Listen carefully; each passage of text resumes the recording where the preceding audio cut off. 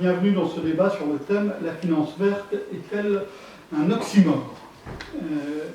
Troisième temps, donc, nous avons vu un peu dans la session précédente que la finance publique verte avait quelques difficultés. On va voir ce qu'il en est du côté du privé. Je m'appelle Jean-Marc Vittori, je suis éditorialiste au quotidien Les Échos. Je ne suis pas économiste, contrairement à mon auguste prédécesseur. Je suis seulement journaliste et j'ai donc mené une enquête de terrain pour répondre à cette question. Je me suis promené dans la rue, et puis j'ai regardé les agences, tout ça, puis ensuite j'ai regardé les logos, et c'est très instructif. Et je peux répondre à la question, la finance est bleue, ou à la rigueur rouge, mais pas verte.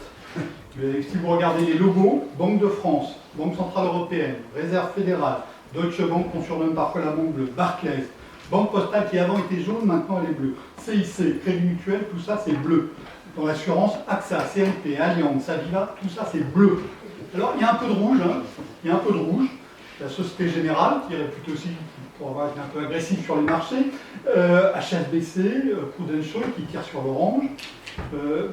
Il y a une banque française qui s'appelle BPCE. Il y a les bleus et les rouges.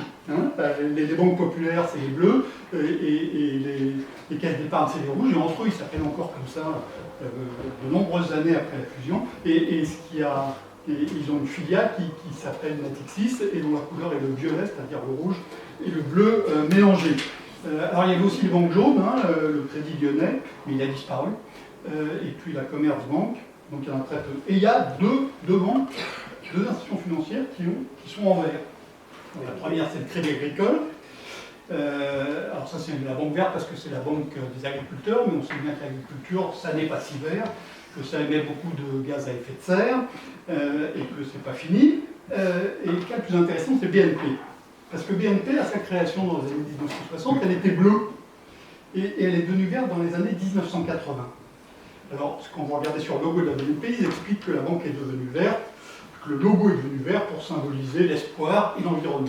Et puis quand vous creusez un peu, en fait, c'est devenu vert dans les années 1980. Est-ce que quelqu'un a une idée de pourquoi la BNP a choisi de devenir verte? C'était pour incarner la modernité. Parce que dans les années 1980, mesdames et messieurs, les ordinateurs étaient noirs, l'écran était noir, et les lettres s'écrivaient en vert. Et les ordinateurs étaient gris. Et donc la BNP s'est inspirée de ces couleurs pour faire son logo. Donc ce n'était pas du tout l'environnement, c'était le numérique qui émergeait. Donc la finance n'est pas verte. Elle a même longtemps ignoré tout ce qui pouvait toucher à l'environnement. Et on a parfois eu l'impression qu'elle s'y efforçait. Il y a tout de même des trucs qui ont commencé à apparaître. Ça s'appelle l'investissement socialement responsable. En 1971, il y a deux pasteurs aux États-Unis qui ont lancé le premier fonds qui excluait les armements.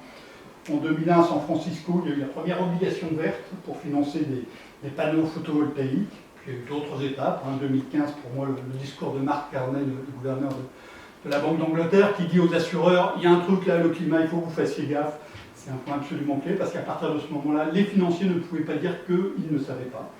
Et les financiers du monde entier. Dans la foulée, il y a eu le NGFS, dont il a été évoqué tout à l'heure, le réseau pour le verdissement du système financier, qui rassemble de nombreuses banques centrales. L'an dernier, Christine Lagarde a incorporé le climat dans le cadre d'analyse de la Banque Centrale Européenne, mais les problèmes ne sont toujours pas réglés. Comment définir la finance verte? Quels indicateurs, quelle notation, quelle taxonomie? Et si on intègre tout ça, on oublie complètement la biodiversité, qui est aussi un indicateur de verdissement absolument clé. Et si elle est verte, la finance, est-ce qu'elle n'est pas condamnée à être moins rentable? On voit aussi que les objectifs peuvent changer. Il y a un mois, l'armement était considéré non socialement responsable. Et depuis, ça a changé chez les investisseurs. On voit bien que la réflexion évolue sur le sujet. Le charbon n'est pas vert, mais est-ce qu'il ne faut pas financer un champion du charbon qui investirait tout sur la séquestration de carbone? Je souhaite bon courage à nos trois intervenants pour répondre à toutes ces questions. Ils vont commencer chacun par un petit propos, puis ensuite on va essayer d'être en débat qui sera ensuite ouvert à la salle. Alors on va commencer avec Julien Lefournier. Julien est ingénieur, il a travaillé plus de 20 ans dans la finance, puis il en est sorti suite notamment à une prise de conscience des limites de la finance verte. Il a écrit un livre paru l'an dernier avec l'économiste Alain Grandjean aux éditions d'Atelier qui s'appelle L'illusion de la finance verte. Voilà, nous sommes au cœur du sujet. Donc pourquoi l'illusion? Est-ce qu'on une photo? Oui, alors vous pouvez prendre celui-là, c'est plus facile. Donc, vous m'entendez? Oui, d'accord. Donc, oui, j'ai l'illusion, j'ai envie de dire, j'avais prévu une citation de Larry Fink, donc le patron de BlackRock, qui est en général l'investisseur le plus cité, c'est le grand méchant loup, et donc qui écrit du haut de ses 10 000 milliards d'actifs sous gestion une lettre chaque année au CEO des boîtes dont il est actionnaire. Et j'avoue que la mouture 2022 était assez intéressante, peut-être un peu moins faux cul que d'habitude. Il y avait des choses assez intéressantes. Et donc moi, je relève 2 phrases qui m'intéressent. Il faut tout lire, hein, c'est vraiment ça vaut vraiment le coup. Et donc, il écrit « I believe the decarbonization of the global economy is going to create the greatest investment opportunity of our lifetime. » Bon. Donc là, on fait rêver. C'est une opportunité d'investissement exceptionnelle. D'ailleurs, Mark Carney, dont vous parliez, disait ça aussi aux assureurs. Pour appâter le financier, il faut parler d'investissement fructueux. Il faut intéresser le financier de cette manière-là. Ensuite, il dit aussi, ça m'intéresse, we need to be honest about the fact that green products often come at a higher cost today. Bringing down this green premium will be essential for an orderly and just transition. Alors là, on est dans le dur, la transition, ça coûte. Bon. Alors, il n'offre rien entre les deux, c'est-à-dire que c'est une opportunité pour lui et ses fonds, et c'est un coût pour les autres. Je rebondis sur ce sujet-là en citant du rapport Perrier tout frais. Yves Perrier, l'ancien, enfin le patron d'Amundi, je ne sais plus s'il est exécutif, le président d'Amundi, auquel Bruno Le Maire a confié un rapport. Donc on confie toujours un rapport, c'est comme on a confié le rapport sur l'adaptation de la fast fashion à Pinot. Enfin, voilà, on demande toujours à Amundi étant le premier gestionnaire d'actifs européen. Voilà, et donc c'est eux, hein, c'est comme si on demandait à Poutine un plan pour la paix en Ukraine, ça paraît pertinent. À titre... voilà ce que... Non mais Poutine c'est le surnom de Perrier, mais ça c'est un secret. À titre d'exemple, voilà ce que dit Yves Perrier, je cite le rapport. À titre d'exemple, une industrie supportant des coûts d'accès à une énergie décarbonée plus chère va devoir les répercuter donc, sur son actionnaire par une diminution de ses marges et une moindre rentabilité, sur son client par une augmentation de ses prix, et sur le contribuable si elle est soutenue par l'État. Comme indiqué par diverses parties prenantes auditionnées dans le cadre de l'émission, la difficulté actuelle des entreprises n'est pas de trouver des fonds privés pour financer leurs projets verts, mais d'être en mesure que ces projets soient suffisamment rentables et justifient financièrement les moyens engagés par l'entreprise. Bon, dernière phrase, la capacité de l'entreprise à répercuter l'augmentation de ses coûts sur le consommateur est au cœur de l'équation. Donc on voit que c'est quand même plus le consommateur que les financiers, les financeurs, actionnaires, ceux qui financent par la dette ou par l'action. Mais donc là, au moins, dans le rapport Perrier, contrairement à Fink, on met quand même les pieds dans ce plat. Alors il faut dire que cette phrase que je tire du rapport qui fait à peu près 140 pages, le mot rentabilité, j'ai fait très rapidement un search, comment on dit, une recherche lexicographique, et ça sort 3 fois sur 140 pages. Le reste du temps, on veut créer des groupes de travail, enfin bon, c'est plus de la même chose, ça va pas, voilà. On sent que c'est pas, et Philippe pourra en parler parce que lui il l'a peut-être lu, moi je l'ai pas lu, il pourra en parler mieux que moi, mais ça semble quand même être tout à fait décevant, c'est pas une révolution qui s'annonce. Mais en tout cas, donc, ici je pense que on a l'avantage de mettre même le doigt sur le cœur du sujet, qui est qu'il y a un surcoût. Et ça c'est l'objet d'un consensus à peu près général. Alors bien sûr, on va pouvoir trouver des investissements verts dans la tech, mais quand on parle de transition, de décarbonation, il s'agit bien de payer quelque chose qui a été gratuit avant. Il s'agit quand même de payer. Et donc on prenne un site pour produire de l'acier propre, enfin, on peut multiplier les exemples, c'est quand même un coût. D'ailleurs, c'est chiffré par tout un tas de parties et on arrive à des sommes tout à fait vertigineuses. Et donc la question pour moi de la finance verte, la question centrale de la finance verte ou durable, c'est quelle est la part, qu'est-ce qu'elle prend comme part à ce surcoût.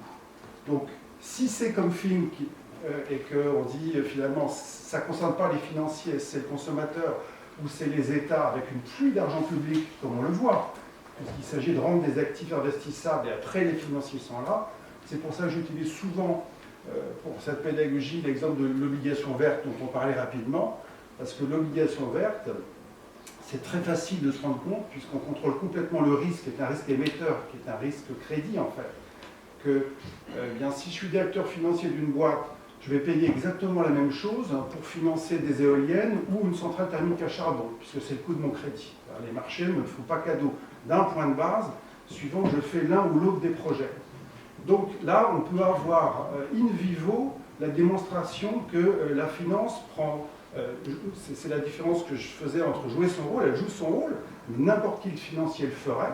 Je ne suis pas un investisseur responsable quand je finance, quand j'achète une obligation verte, je suis juste un investisseur lambda. C'est la différence entre jouer son rôle et prendre sa part. Et je crois qu'aujourd'hui, la notion de prendre sa part, c'est quelque chose qui est essentiel, hein, puisque quand on a vécu les gilets jaunes et qu'on voilà, il y a une logique derrière, une énorme question de redistribution et de quelle part prendre à ce surcoût de la transition. Donc c'est pour moi un petit peu l'essentiel, c'est l'éléphant dans la chambre, comme disent les anglo-saxons. C'est le sujet dont on ne parle jamais. Hein, vous regardez des papiers sur la finance verte, alors on va se noyer dans des détails sur des métriques passionnants, sur des empreintes carbone, des degrés de température, enfin on peut en mettre des 140 pages de rapports de Perrier, mais sur ce sujet-là, en général, on n'en parle pas, on est dans l'évitement complet, et on tord complètement le discours sur le devoir fiduciaire, hein, le devoir fiduciaire qui est complètement structurant en finance, mais pas seulement d'ailleurs, et le devoir fiduciaire qui fait que les anglo-saxons ont longtemps balayé l'investissement responsable, parce qu'évidemment, il représentait un coût d'opportunité. Les gens dont vous parliez, les pasteurs, les premiers, ils étaient seuls et pas suivis par Wall Street, parce qu'en disant je ne fais pas d'armes, je ne fais pas de pornographie, pas de tabac, pas d'alcool, potentiellement j'ai un coût d'opportunité. Aujourd'hui, celui qui dit je ne touche pas aux actions des pétroliers, il s'expose éventuellement à une sous-performance. Quand on voit que le S&P 500 énergie est remonté pratiquement de ses plus bas pendant la crise du Covid, quand il n'y avait plus de demande, maintenant on est quasiment au contraire, on a dépassé en fait. Donc les financiers de Wall Street ne voulaient pas entendre parler de cet univers, de cet investissement responsable-là, historique. Et donc on a concocté finalement une version mainstream complètement indolore en faisant des petits exercices formels à base de notation, à base de ceci, à base de... Je parle de l'essentiel, hein. Je parle de 99% de ce que j'ai vu. Bien sûr, on peut trouver un fonds sérieux qui va voir des chefs d'entreprise, qui ne va pas être très exigeant, qui va faire de l'engagement. Mais là, je parle de la réponse industrielle des grandes banques et des grands asset managers à la problématique dont on parle. Bon, je ne suis pas dans le contre-exemple. Voilà. Bon, donc on comprend bien, coût plus élevé, moins de rentabilité, et puis difficulté du passage à l'échelle. C'est-à-dire qu'un fonds dans un coin peut faire, à l'échelle de la finance, c'est des centaines de milliards d'euros, de dollars d'actifs qu'elle gère, c'est évidemment beaucoup plus compliqué, voire impossible. Il y a d'ailleurs eu un certain nombre de questionnements de BlackRock qui a plus de 10 000 milliards de dollars sous gestion, et il y a des gens qui ont regardé un peu, qui ont dit ce qui peut être qualifié de vraiment vert là-dedans, ce n'est pas très gros. Donc, on va vous écouter à nouveau. Je voudrais donner la parole maintenant à Patricia Créfaux. Patricia est professeure à Polytechnique après avoir enseigné ici. Elle pilote notamment un Master Economics for Smart Cities 1 de Climate Policy. Elle est chercheuse au CREST. Elle avait publié un article il y a 3 ans sur ce sujet qui était titré Finance verte, utopie ou réalité avec Catherine Casanata. Puis elle a publié un numéro spécial de la Revue française de gestion sur ce thème il y a presque 10 ans. Et à nouveau maintenant, et donc c'est intéressant peut-être pour commencer de voir comment la perspective a évolué en 10 ans, en 10 années qui ont même été assez chargé, quoique, et puis on dit oui. Merci beaucoup. Je ne sais pas si on m'entend, oui c'est bon. Merci à Laurence pour cette invitation, je suis super contente de revenir à Nanterre, j'ai quand même passé 10 ans ici, donc voilà, ça fait plaisir. Et puis sur ce sujet-là aussi, comme l'a dit Jean-Marc, je suis assez... j'ai pas mal de publications sur ce thème depuis 10-15 ans maintenant.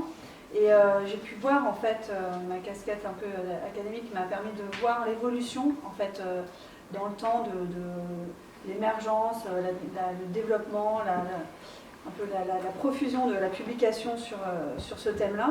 Et donc, il y a 10 ans, en fait, avec mon collègue Nicolas Motis, on avait piloté un numéro spécial.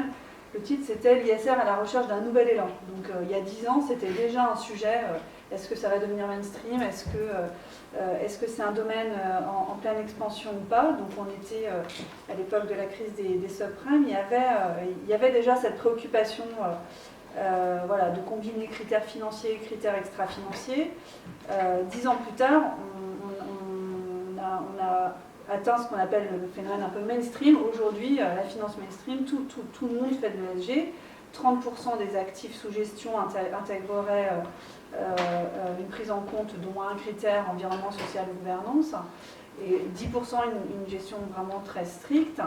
Donc on est sorti de la niche. Donc on peut se dire, la question qu'on s'est posée 10 ans plus tard, on peut refaire un numéro spécial d'une revue, refaire un peu le point académique, où on était plutôt succès ou dilution. Donc on partage cette préoccupation de qu'est-ce qu'il y a vraiment dans ces fonds-là. En fait, la littérature académique, elle est elle aussi très partagée sur ce sujet. Et je pense, je vais pas faire un speech un peu trop professoral, etc. C'est pas très intéressant. Je vais plutôt partager ma vision des choses. Je pense que en fait, la question de la rentabilité financière, du coût, etc., pour le dire de manière assez franche, pour moi, c'est une impasse totale. C'est-à-dire que la littérature, elle s'est engouffrée là-dedans.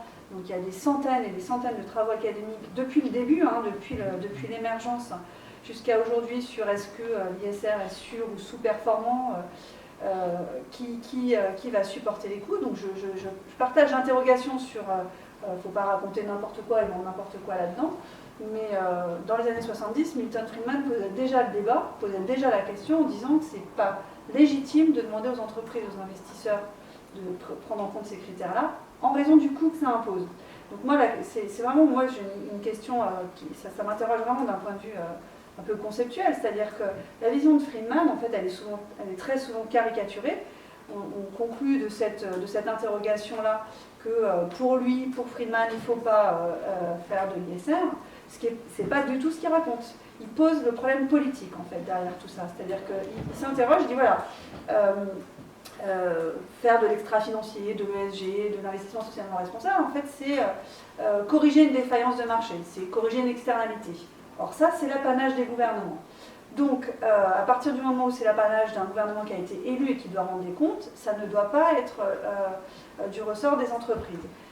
Milton Friedman, il a raison en économie, c'est un argument tout à fait respectable, tout à fait juste, dans un monde idéal, en concurrence pure et parfaite, où l'information est parfaite, où il y a effectivement place pour l'État pour corriger, apporter une solution de premier ou éventuellement de second rang, mais en tout cas où les États peuvent corriger ces externalités-là. Mais là où cette question du coût, la performance, etc., pour moi, elle perd son sens, c'est qu'on est dans un monde où il y a une double défaillance. Il n'y a pas qu'une défaillance des marchés, il y a aussi une défaillance des gouvernements. Et donc, dans ce monde-là, où les gouvernements eux-mêmes n'arrivent pas en fait, à produire le niveau optimal de biens publics, n'arrivent pas à corriger ces externalités, on est légitime, c'est légitime de se tourner vers les entreprises et les investisseurs pour le faire. Donc après, la question, c'est effectivement comment répartir les coûts. C'est-à-dire que, et ce n'est pas un argument nouveau en économie, la fourniture privée de biens publics, on sait ce que c'est depuis des décennies. Donc, tout le problème, c'est effectivement, est-ce que les entreprises et les investisseurs le font correctement? Est-ce que ce n'est pas du greenwashing? Est-ce que les asymétries d'information sont bien corrigées? Est-ce que le niveau optimal attendu est bien atteint? Et en fait, la littérature, donc dans tous les articles qu'on a reçus sur cette question, revient un thème en fait régulier, c'est-à-dire que c'était déjà le cas il y a 10 ans et ça n'a pas du tout évolué, c'est que l'ISR, ça a l'air d'être un peu la panacée Moi, je m'amuse beaucoup, comme Julien, quand je lis les lettres de Larry Fink tous les ans à ses actionnaires, parce qu'après, quand on regarde comment Larry Fink comment BlackRock vote aux assemblées générales des actionnaires, on s'aperçoit qu'il y a effectivement un décalage entre le discours et les actes. Du coup, j'ai perdu mon idée sur les... Ah oui, enfin, le thème qui revient tout le temps depuis 10 ans et qui n'a pas changé, c'est qu'il faut arrêter de parler de la performance financière de l'ISR. Le problème, ce n'est pas la performance financière de l'ISR. Ce n'est pas est-ce que ces fonds vont surperformer ou sous-performer, c'est quel est vraiment leur impact. Être capable de démontrer que grâce à cet investissement-là, il y a bien eu un changement, il y a bien un avant, un après. Et donc développer des méthodologies sérieuses, effectivement sortir du discours, sortir du greenwashing pour être vraiment sur des fonds à impact qui démontrent qu'ils ont bien changé les choses, qu'ils ont bien amélioré la prise en considération de ces enjeux-là. Et là où je rejoins pas ce que dit Julien, c'est-à-dire que moi ce qui m'intéresse, c'est justement pas cette industrialisation, la réponse industrielle à la problématique, c'est plutôt les fonds, ceux qui sont vraiment sérieux.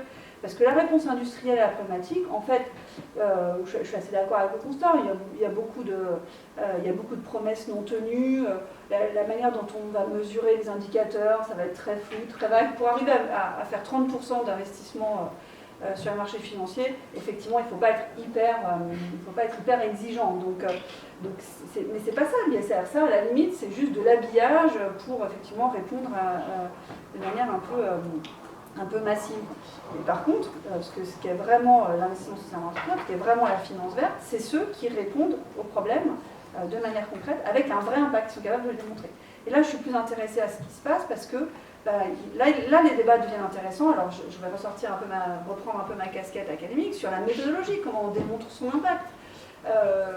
Moi, quand j'entends c'est hyper compliqué, c'est difficile, etc., oui, c'est difficile, mais ça fait 50 ans qu'on le fait dans la sphère publique, par exemple.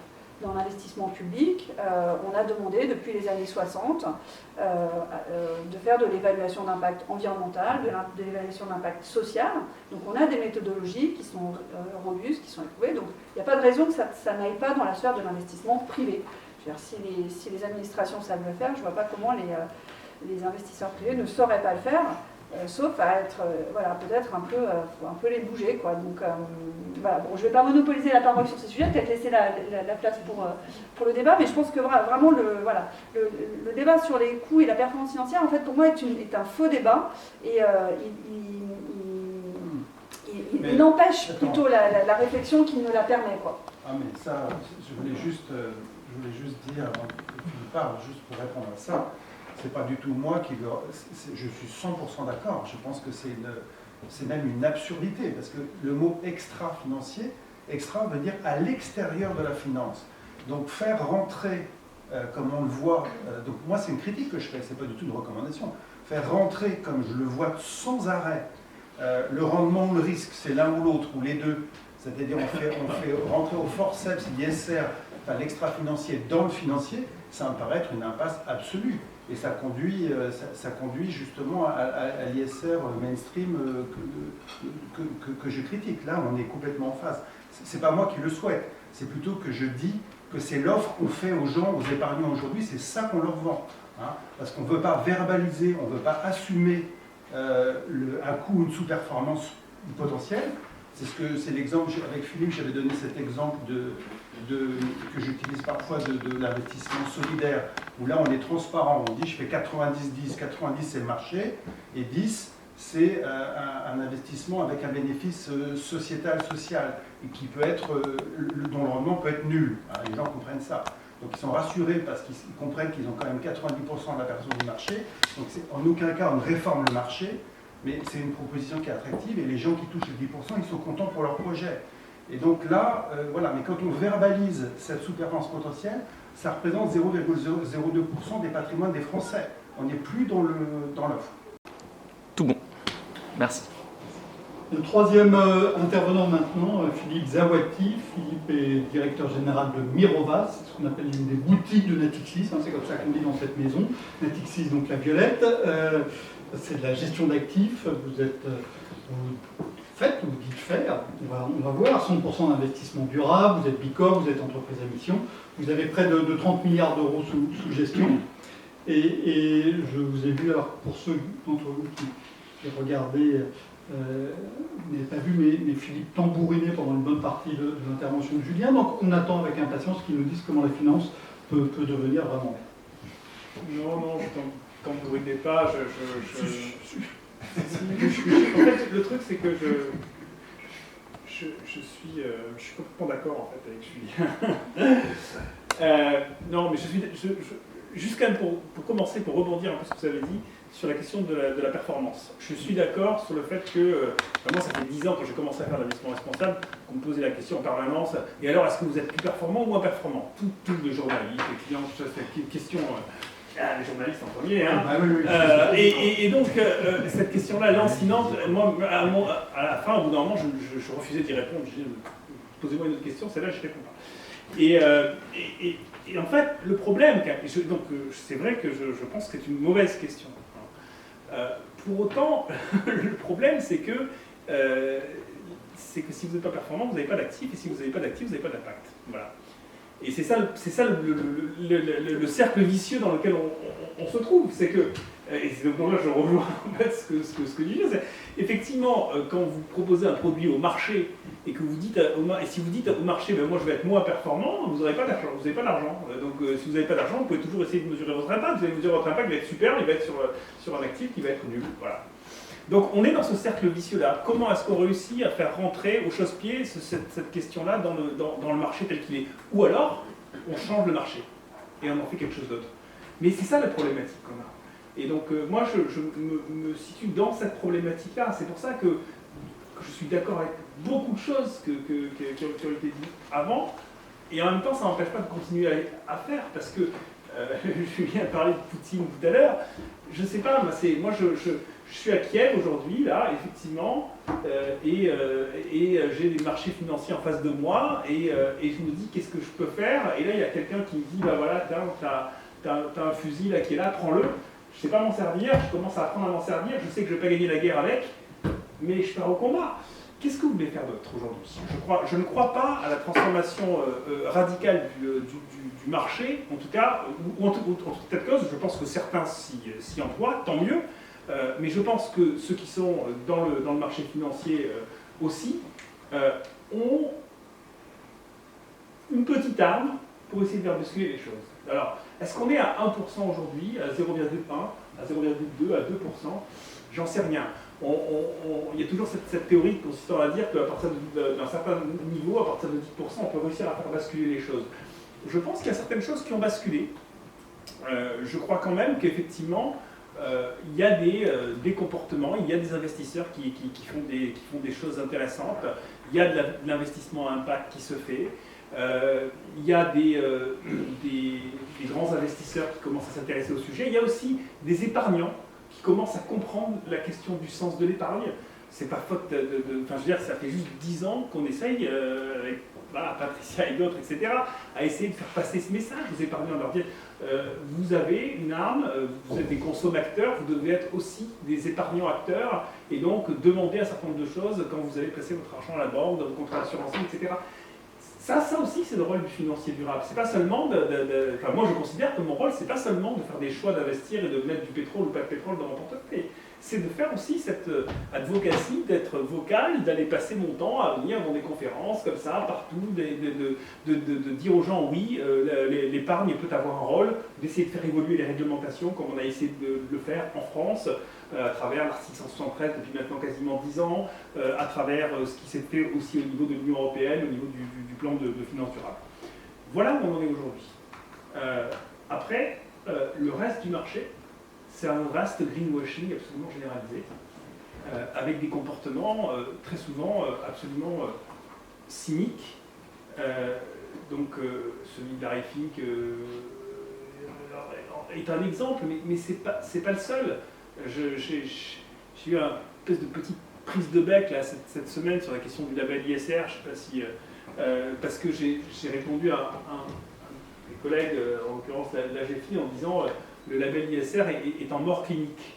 Parce qu'aujourd'hui, ce qu'ils demandent, c'est même pas la moyenne du marché. Ils demandent moins que ce que font la moyenne des acteurs sur le marché. Donc il ne sert à rien. Et j'ai eu quelques réactions de la part de certains membres du comité du label extrêmement violents en disant que je racontais n'importe quoi. Mais en fait, la réalité, elle est là. On a des outils aujourd'hui qui ne poussent pas suffisamment le marché vers du mieux disant. Est-ce que ça veut dire pour autant qu'on ne peut rien faire quand on est aujourd'hui un financier et que la finance verte n'existe pas et est impossible? Je ne crois pas. Je pense qu'il y a la finance solidaire, c'est un des exemples, mais ce n'est pas le seul. Il y en a d'autres. Il y a tout ce qui a été développé en termes de blended finance, par exemple, c'est-à-dire de finances publiques-privées, où on essaie de mixer de l'argent public et de l'argent privé pour essayer de répondre à un certain nombre d'investissements qui ne sont pas forcément rentables au sens du marché, mais qu'on rend rentables grâce à des innovations financières. Ça me paraît être un axe intéressant. La réallocation du capital, malgré tout, il y a eu une petite contradiction dans la première présentation de Jacques qui dit bon, en gros, ça n'existe pas, mais il y a quand même des gens, enfin, ceux qui n'investissent pas dans le pétrole, ils sont sous-performants. Oui, mais il y en a quand même pas mal qui n'investissent pas dans le pétrole. Donc ceux-là, ils existent quand même. Donc ça veut dire qu'ils acceptent peut-être d'être sous-performants. Nous, on n'a pas investi dans le pétrole depuis 10 ans. Et là, c'est un choix. Et c'est pas parce que le marché, que le Brent dépasse $100 que je vais dire à mes gérants que mes gérants vont se mettre à investir dans le pétrole. Ils ont décidé de ne pas le faire, c'est terminé, ils ne le feront plus. Il y a tout un tas d'investisseurs, de grands fondations, de fonds d'investissement qui, quand ils prennent ce cap-là, ensuite ne reviennent pas en arrière.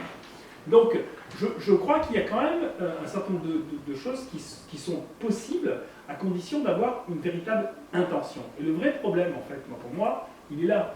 Il est mais il n'est pas seulement dans la finance, il est partout. C'est-à-dire, il est dans une société au sens large. Qui a vraiment l'intention de faire quelque chose qui change les choses, quelque chose de positif? Où se situe cette intention? Et vous voyez bien que dans le monde de la finance, de la finance verte, il y a une grande majorité des gens qui font de la finance verte qui n'ont aucune intention de changer les choses. Ils ont une intention de répondre à un besoin de marché, ils ont une intention de répondre à des investisseurs qui viennent leur demander des produits verts, mais ils n'ont pas fondamentalement construit leur business en disant « je veux avoir un impact, j'ai une intention qui est celle d'avoir un impact ». Donc, mais ça, on va le retrouver dans toutes les industries aujourd'hui. C'est pas propre, il me semble que c'est pas propre à la finance. Bon, on a donc déjà réglé 2 points. La question de la rentabilité, on la laisse de côté. Dans la finance, c'est même assez fort. Et puis, on affronte un vaste greenwashing absolument généralisé, presque partout, ou presque partout. Voilà, donc ça c'est réglé. On va même essayer d'aller un peu plus loin.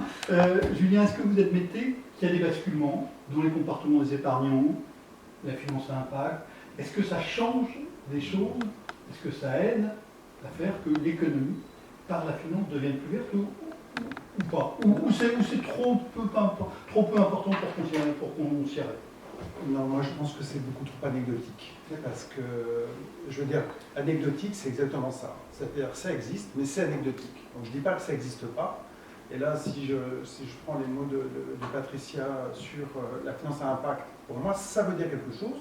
Mais alors là, si vous voulez parler de la finance à impact, quand on parle de la finance à impact, là, on est sur un epsilon du marché, des marchés financiers. On est sur quelque chose, c'est pas du tout l'ISR, c'est pas du tout la finance durable. Quand on parle dans le milieu de la finance en impact, on est sur quelque chose qui est minuscule, d'accord? Donc c'est très précieux pour ceux qui le font, c'est très précieux pour ceux qui en bénéficient, mais par rapport au sujet dont on parle, au sujet de la transition qu'on cote à des milliers de milliards, etc., on n'est pas du tout sur un changement systémique. Enfin, c'est pas du tout une réponse, c'est pas une solution au problème posé, si vous voulez. Donc oui à la finance à impact, oui absolument pour dire ce que c'est qu'un impact. Et quand on est financier, c'est compliqué l'impact, hein, parce que ceux qu'on impacte, c'est les entreprises. Un chef d'entreprise, vous êtes chef d'entreprise, vous pouvez avoir un impact dans l'économie. Quand tout ce que vous pouvez faire, c'est donner de l'argent, c'est compliqué l'impact. Hein. On va y venir plus tard. Comment Philippe a dit un mot important, justement, quand on parle d'impact, en général, on prononce ce mot, c'est l'intentionnalité et l'additionnalité. Ben, une manière, surtout dans le contexte de surliquidité dans lequel on est aujourd'hui, là, je vous rappelle la phrase je vous rappelle la phrase, la difficulté actuelle n'est pas de trouver des fonds privés, d'accord, pour financer les projets verts, mais d'être en mesure que ces projets soient suffisants. Donc l'additionnalité pour un financier, c'est précisément d'apporter ces fonds, mais d'avoir une exigence de rendement différente de celle du marché.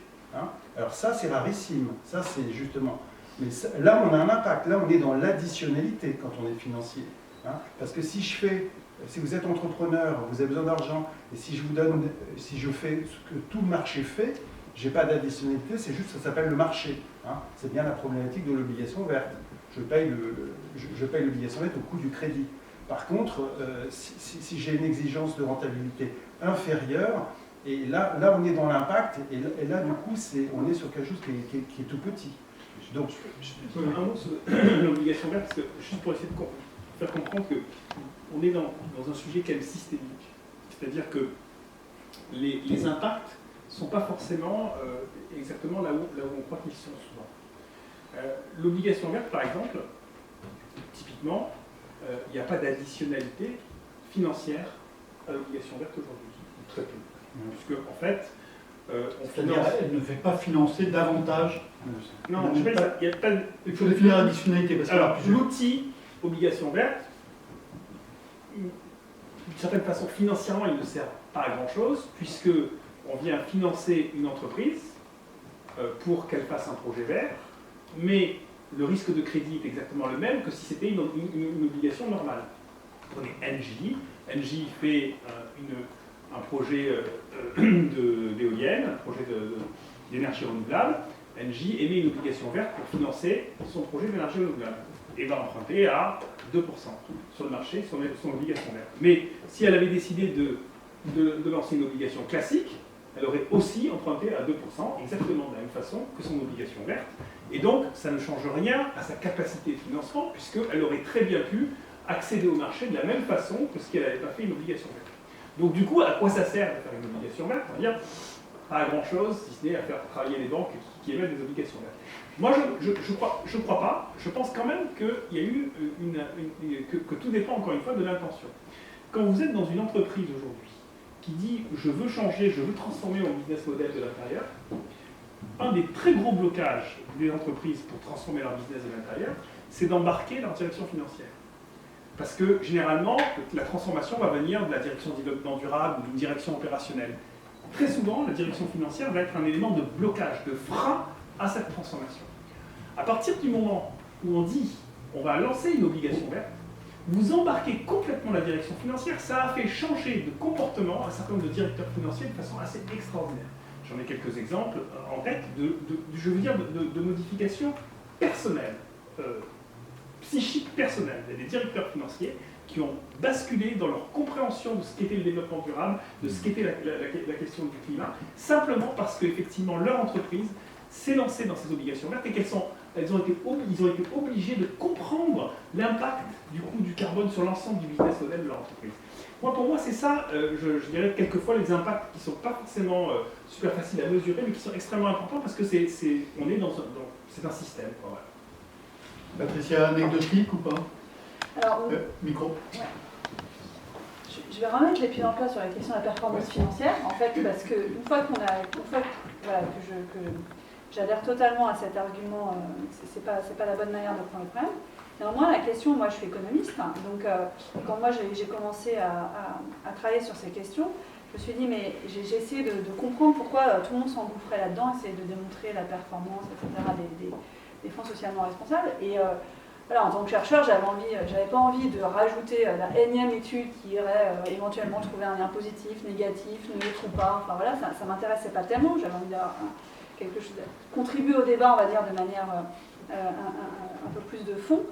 Et je me suis dit, mais si c'était si simple en plus que ça, c'est-à-dire effectivement, il suffit de bien traiter ses salariés, il suffit de trier ses déchets, de faire les mesures en faveur de l'environnement, de faire attention à sa gouvernance, etc. Les entreprises, elles ne sont pas idiotes, elles le feraient toutes, et puis voilà, on serait dans le meilleur des mondes possible. C'est quand même beaucoup plus compliqué que ça. Quand on ouvre un peu la boîte noire, effectivement, il y a aussi des arbitrages à faire. Ça, c'est jamais dit, c'est assez rarement dit que être socialement responsable, c'est pas répondre oui à toutes les demandes de toutes les parties prenantes, mais c'est faire des choix hiérarchisés, mettre des priorités, choisir de mettre en avant soit le climat, soit les salariés. Ça va pas forcément dans le même sens tout le temps, même si c'est pas forcément le modèle qu'on qu'on voudrait promouvoir. Et là où c'est devenu intéressant, c'est que du coup j'ai été chercher des données et je me suis dit, mais voilà, essayons de comprendre. Mon interprétation à moi du terme systémique sur le sujet, c'était de comprendre est-ce qu'il y a des dimensions, des types de stratégies qui vont bien ensemble et d'autres un petit peu moins bien. Comment mettre en évidence, identifier ces complémentarités ou ces arbitrages ou ces substituabilités. Et quand on fait ça, et qu'on essaye, donc ça devient un peu technique, mais on finit par avoir, enfin moi j'ai réussi à avoir des résultats qui étaient hyper intéressants, qui montraient que les entreprises les plus responsables, elles pouvaient avoir des gains de compétitivité super importants, je veux dire de l'ordre de 10%, donc c'est quand même pas rien en moyenne, et que effectivement ça nécessitait d'identifier réellement ce qu'on appelait une pratique socialement responsable ou pas se contenter des notations, des jugements qualitatifs qu'on pouvait trouver, mais vraiment voilà, essayer de récupérer cette information, donc vraiment ouvrir la boîte noire, et puis assumer qu'effectivement il y a des choix à faire, et que les entreprises ne peuvent pas être présentes partout. Et donc vraiment, voilà, qu'est-ce que c'est qu'un investissement socialement responsable? C'est aussi des entreprises qui font des choses, qui ne font pas que empiler des pratiques. Il y a des pratiques qui sont plus demandantes que d'autres, qui sont plus fortes que d'autres, que des petites mesures. Et donc, voilà, mobiliser des outils de la statistique permet aussi de répondre à cette question, de dire, bah voilà, bon, ça ne marche pas à tous les coups, donc c'est pas la panacée, mais par contre, quand on arrive à identifier les bons, ce qu'on appelle les bons business models, c'est-à-dire les bonnes dimensions qui vont bien ensemble, c'est un levier de performance. Et c'est pas du tout, voilà, le but, c'est pas de chercher la performance, c'est de chercher à répondre et à hiérarchiser un petit peu ça. Et puis surtout d'être transparent là-dessus, en fait. Et ça, on pourra le développer dans un peut-être s'il y a d'autres points là-dessus, mais cette question de la transparence, elle est fondamentale parce que l'entreprise, effectivement, elle doit rendre des comptes de ce qu'elle fait.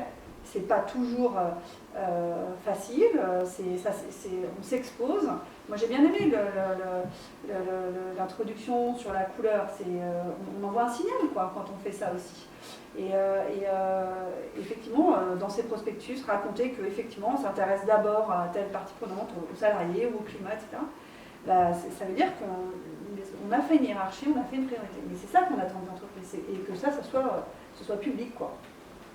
On voit que ça peut ne pas être anecdotique. Sur cette question des indicateurs, des mesures, de la transparence, on voit bien que c'est un problème absolument majeur. Il y a eu des progrès, il y a eu des obligations de publication. La France a été un peu pionnière là-dessus, avec la loi et l'article 173 de la loi de transition qu'évoquait Philippe tout à l'heure. Est-ce que... on sait aussi qu'il y a une bataille sourde entre Européens et Américains, sourde mais très importante sur le sujet. Est-ce qu'on avance? Est-ce que ça peut permettre de dépasser l'anecdotique, de développer, de multiplier Patricia? Oui, rapidement, je ne vais pas vous monopoliser la parole, mais en France, on a quand même on a une histoire en matière de statistiques publiques, d'information économique et financière. Donc c'est un sujet qui est porté, qui fait écho à beaucoup d'acteurs là-dedans. On a un appareil statistique disponible. Moi, par exemple, il y a une dizaine d'années, quand je disais mais on ne peut pas analyser les enjeux environnementaux sans prendre en compte les enjeux sociaux, on me regardait avec des yeux complètement hallucinants, en disant mais qu'est-ce qu'elle raconte, ça n'a rien à voir, etc. Et en plus, ces données-là n'existent pas. Sauf qu'en France, on a le bilan social qui est imposé aux entreprises depuis les années 70. Donc si ces données-là, elles existent, beaucoup sont publiques. Donc il n'y a pas forcément une révolution énorme à faire pour les mobiliser. Évidemment, selon la taille de l'entreprise, ça va être plus ou moins facile. Et les Américains, ils sont aussi sur la bataille de la normalisation de l'information extra-financière, comme on l'a fait pour la normalisation de l'information financière. En fait, on suit un petit peu la même voie, et les Chinois sont également aussi dans la bataille. Aujourd'hui, ça paraît absurde de parler de ce débat sur la normalisation en termes de géopolitique, vu le contexte dans lequel on est avec la guerre en Ukraine, mais néanmoins, il y a quand même effectivement derrière ces questions-là des enjeux assez forts. Définir ce que c'est que la performance financière et imposer des standards en la matière, c'est vraiment basculer dans le monde d'après, quoi. C'est dire, voilà, ceux qui obtiendront le leadership là-dedans se feront la part belle du gâteau. Donc voilà. Vous voulez dire la performance extra-financière? Oui, j'ai fait un lapsus, c'est voilà, ça. Voilà, oui, juste corriger. Philippe, brièvement, parce que oui, on passe aux questions juste d'actualité. quelques remarques sur les données. D'abord, les financiers très souvent disent qu'ils n'arrivent pas à faire parce qu'ils manquent de données. C'est assez exaspérant parce que c'est le même ritournelle qu'on entend depuis. Ça fait 15 ans que j'entends ça. Oui, les données ne sont pas standardisées, donc j'arrive pas à faire. Donc ça, c'est juste de l'alibi pour ne pas avancer. Aujourd'hui, on a suffisamment de données quand on a envie de faire des choses pour faire des choses. Ça, c'est la première chose. Ensuite, effectivement, il faut aller vers plus de normalisation extra-financière. Et donc, il y a des grandes tendances qui sont en cours avec les FRAG, l'IFRS, etc. C'est évident que la question de la double matérialité est une question très importante là-dessus. Donc, il y a des combats entre Européens et Américains. Ça, c'est une chose. Je crois aussi qu'il va exister de plus en plus de données qui vont venir de l'extérieur des entreprises. C'est-à-dire que là, on parle de données qui viennent de l'entreprise elle-même, mais je crois qu'il va y avoir de plus en plus de données qui vont venir de l'extérieur. D'ONG, d'observateurs, voire de la technologie, des satellites. Enfin, je veux dire, il y a beaucoup de données et l'intelligence artificielle va aider aussi à mettre en place ces données-là. Et ça risque de changer un peu, de faire basculer les choses, parce que du coup, on ne va plus être dépendant uniquement de ce que nous racontent les entreprises elles-mêmes sur leur propre business. Et enfin, le dernier élément sur les données, c'est que les données, c'est une chose, et puis ensuite, il y a l'analyse des données. Et sur l'analyse des données, on a un problème de business model aujourd'hui sur l'analyse extra-financière. C'est-à-dire que l'analyse de la donnée extra-financière ne se traite pas de la même façon que l'analyse financière. Sur l'analyse financière, les entreprises sont prêtes à payer elles-mêmes pour avoir de l'analyse de leurs données, c'est l'analyse crédit. Aujourd'hui, sur le modèle d'analyse extra-financière, on est sur un modèle cheap, low cost, c'est-à-dire que les entreprises n'acceptent pas de payer, c'est les gérants qui doivent payer pour acquérir cette donnée-là, et on reste dans ce modèle-là, qui est un modèle qui, du coup, a peu de moyens et du coup est de qualité assez médiocre. Voilà. Donc il faut bien déconnecter cette question entre données d'un côté et analyse de l'autre. Juste une question ponctuelle, définissez la double matérialité qu'on n'est pas l'impression d'être dans un débat théologique. Très simple. Matérialité financière d'un côté, c'est de dire ce qui m'intéresse, c'est de savoir l'impact du monde, de l'environnement, de tout ce qui est à l'extérieur sur l'entreprise. En quoi ça change la rentabilité de l'entreprise, la performance, son risque, etc. Et puis, il y a la double matérialité, c'est de prendre en compte la matérialité financière, mais aussi l'inverse, c'est-à-dire l'impact de l'entreprise sur l'environnement, sur le social, et donc ses externalités. Oui. D'abord, là, je voudrais quand même dire ce que dit Philippe sur ce point-là, c'est pas du tout anecdotique. Enfin, normalement, le développement durable, c'est ça. C'est l'impact qu'on a sur l'environnement. C'est fou qu'on soit dans cette lutte et qu'on va perdre probablement. C'est un des débats entre Européens. Non, mais je veux dire, voilà. Et donc, puisqu'on parlait de Carnet plus tôt, c'est profond. Ça vient de Carnet, parce que, bon, peut-être que c'est le moyen qu'il a trouvé pour dire aux financiers qu'il y avait un sujet, mais le problème de Carnet, c'est bien qu'il insiste sur les risques posés par le réchauffement climatique sur le système financier, et non pas l'inverse, c'est-à-dire les risques posés par l'économie et la finance qui va avec sur notre biosphère. Donc je veux dire, on est dans cette erreur paradigmatique depuis le début. C'est quelque chose de très profond, ce dont parle Philippe ici. Et malheureusement, je suis très inquiet sur le résultat final. Parce qu'en général, dans le bras de fer avec les Américains, on ne peut pas dire que c'est les Européens qui gagnent. Mais pas toujours. Hein. Le deuxième point, c'est comme là, je pense que Philippe a raison. Quand il dit on a beaucoup de données quand même, il y a quand même aujourd'hui une espèce de truc. Il y a des procédés dilatoires. Et là, je repense au rapport Perrier, où on crée des comités Théodule, des groupes de travail, et on en reprend. Hein, le budget de carbone s'épuise. Là, on aurait pu calculer le nombre de kilos de CO2 équivalents qui sont émis là, depuis qu'on se parle, depuis cette séance. Et puis on va recréer des comités Théodule, des outils, des organismes, des machins, des trucs. Bon, donc ça, au bout d'un moment, c'est vrai que c'est un peu gavant, quoi. Quand on a envie d'autre chose, quand on est soit un épargnant, soit un professionnel, on se lasse un peu de ce genre de choses. Et enfin, je voudrais dire quand même, quand on parle de l'information, il faut quand même garder à l'esprit que là, on est sur vraiment quelque chose de très très puissant pour les financiers, hein, je m'inclus là-dedans, enfin, je veux dire, la mythologie de l'information, et donc en pensant que si on met de l'information, si on donne de l'information, on change le monde. C'est évidemment complètement bidon, et je rappelle que si aujourd'hui, on a, par exemple, je prends un exemple, on pourrait multiplier, si on a le secteur automobile qui bascule du moteur thermique au moteur à l'électrique, c'est pas qu'on a demander aux constructeurs de dire combien de... Seulement, c'est pas seulement parce qu'on a demandé aux constructeurs automobiles combien de grammes au CO2 étaient émis par les véhicules, mais parce qu'on a mis des normes et qu'on n'a pas arrêté de baisser les plafonds d'émissions, Et c'est comme ça qu'on provoque la bascule du secteur automobile. Donc, faut quand même je suis toujours très méfiant quand les financiers parlent d'information, parce que c'est quelque chose de très très profond. On est toujours dans ce délire sur l'information, alors que quand même c'est quand même la réglementation, les interdictions. Voilà. Si on veut provoquer un changement, il faut taper un peu faut utiliser beaucoup de leviers et pas du tout. Et ça c'est Carnet aussi, hein, qui nous met dans ce truc d'information avec le risque dilatoire que j'évoquais. Alors, question d'actualité, on n'est pas directement sur le E, on est plutôt sur le S. Hein. C'est ce qui s'est passé récemment avec Orpea. Orpea, donc, une entreprise qui exploite des EHPAD. Un livre a révélé récemment que les conditions sociales de traitement des clients de ces EHPAD étaient nettement en dessous de ce qu'elles auraient dû être. Mirova est un gros investisseur dans Orpea. Et pour vous, Julien, c'est pas seulement une histoire ponctuelle, ça révèle aussi autre chose.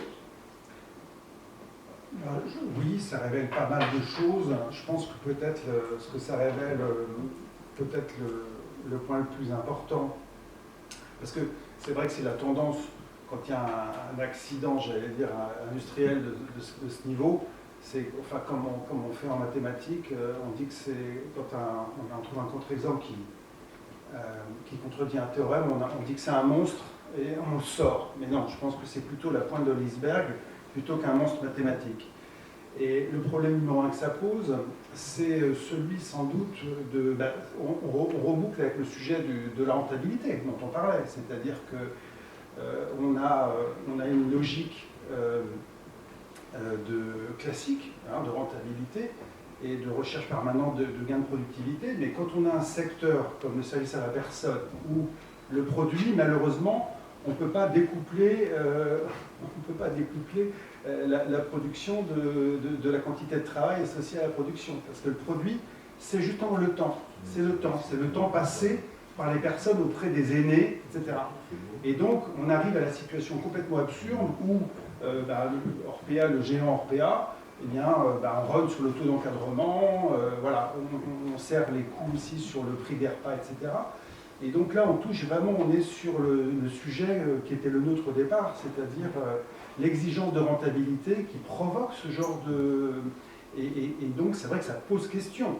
Parce que là, malheureusement, on est donc, comme vous le disiez, sur service à la personne. Donc là, on a même on est sur quelque chose de très profond au plan de l'investissement responsable, puisqu'on est sur une activité où on pourrait se dire il y a une coïncidence avec l'intérêt général,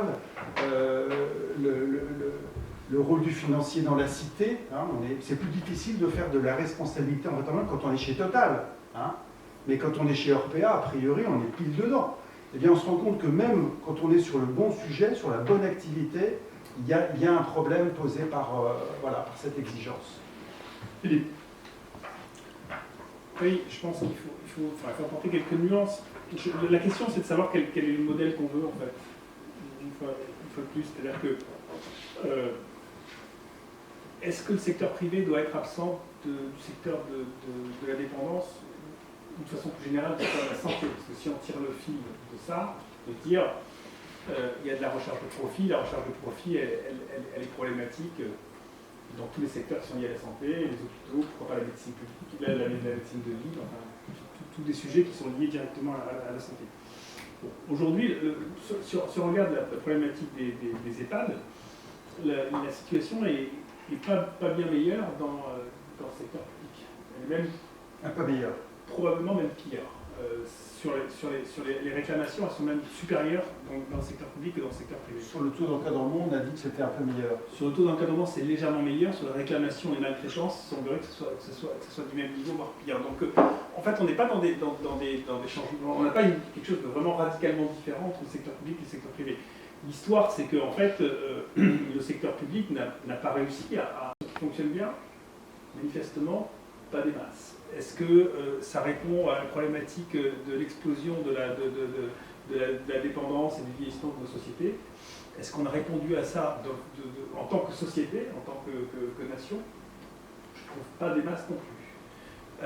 Maintenant, c'est quoi le modèle qu'on cherche à faire derrière? Quelle est la solution à ça? Moi, c'est ça qui m'intéresse. C'est de dire qu'est-ce qu'on fait? On dit non, il ne faut pas de secteur privé, il faut tout nationaliser et il faut avoir un secteur public en y mettant les moyens.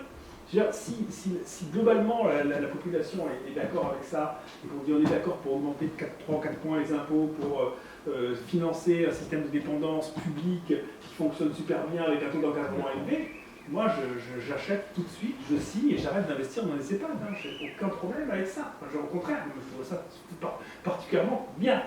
Je pense qu'il n'y a pas de consensus social aujourd'hui pour arriver à ça non plus. Donc, la façon dont nous on a pris le problème est de dire il faut qu'on investisse dans le secteur privé, mais il faut effectivement qu'on fasse pression pour que ce secteur privé fasse les choses de façon les plus efficaces et les plus correctes possibles. D'où effectivement l'engagement qu'on a essayé de prendre en disant non, on ne sort pas d'Orpea parce qu'il y a un scandale, parce que ce serait pas logique de le faire. On était un des 4 ou 5 principaux actionnaires d'Orpea, et on essaie de pousser Orpea à devenir société à mission, c'est-à-dire à intégrer dans sa gouvernance l'ensemble des parties prenantes, les employés, les familles, les représentants des personnes qui sont les clients, etc. Voilà, et on essaye de les aider. Vous avez par exemple, là, ces jours-ci encore, on échange avec Orpea d'un côté, et puis on essaye de les faire rencontrer avec, je ne sais pas si vous connaissez ce chef qui s'appelle Grégory Cohen, qui a une émission à la télé, je crois, et qui a créé quelque chose qui s'appelle les repas toqués, et qui a fait une expérimentation à l'hôpital Saint-Antoine, où il a fait en sorte qu'effectivement les repas à l'hôpital Saint-Antoine soient quasiment des repas de chef, mais quasiment avec le même prix, parce qu'il y a moins de gâchis, de la fourniture locale, etc., etc. Et donc on essaye de travailler avec lui, avec les EHPAD, en tout cas de mettre en relation avec les EHPAD pour voir comment on pourrait faire des expérimentations de ce type-là pour améliorer la qualité. Voilà la situation aujourd'hui. Voilà ce que je peux en dire. C'est-à-dire que nous, on joue notre rôle d'investisseur. On pense que le secteur privé, il est là pour durer dans ce secteur-là. Il ne va pas disparaître demain.